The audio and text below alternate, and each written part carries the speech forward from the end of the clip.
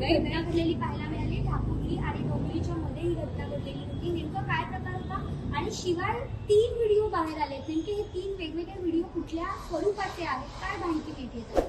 यामध्ये 2 व्हिडिओ हे मध्यरात्रीवरील आहेत. यामध्ये एका व्हिडिओमध्ये कुर्ला स्थानकावरती एक व्यक्ती आपल्या हातामध्ये लाकडाची काठी घेऊन पळताना दिसतो आहे. त्या व्यक्तीला GRPच्या माध्यमातून अरेस्ट देखील करण्यात आलेला आहे आणि त्या व्यक्तीची प्राथमिकदृष्ट्या तो मनोरुग्ण असल्याची माहिती मिळते आहे. तरी देखील याच्यावरती FIR ही आयडेंटिफाय केली जाते, FIR रजिस्टर केली जाते आणि त्याच्यावरती योग्य ती कार्यवाही केली जाईल.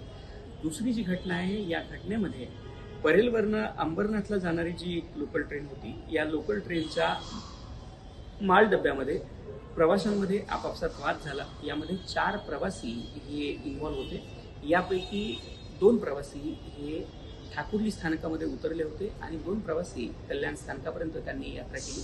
कल्याण स्थानकावरती या प्रवाशांना उतरवल्यानंतर त्याच्यावरती त्यांना स्थानकावरती प्रथमोपचार देण्यात आले आणि प्रथमोपचार स्थानकावरती दिल्यानंतर त्यांची कंडिशन पाहून त्यांना हॉस्पिटलला शिफ्ट करण्यात आलं. त्यातील एका व्यक्तीला हॉस्पिटलमधून सायन हॉस्पिटलला देखील रेफर करण्यात आलेलं आहे. या सर्व दोघांचीही तब्येत स्थिर आहे. यांच्या अगेन्स्ट याच्यामध्ये ही जी घटना झाली याच्यामध्ये कुठल्याही प्रकारच्या धारदार शस्त्र किंवा अस्त्राचा असा उपयोग करण्यात आलेला नाही. जी काही मारहाण झालेली आहे ती मारहाण प्रामुख्याने व्यक्तीच्या हातामध्ये जे कडं होतं त्या कड्याच्या रूपातनं झालेली आहे. यामध्ये कुठल्याही प्रकारचं धारदार हत्यार मी जसं आपल्याला सांगितलं ते इन्व्हॉल्व नाही आहे.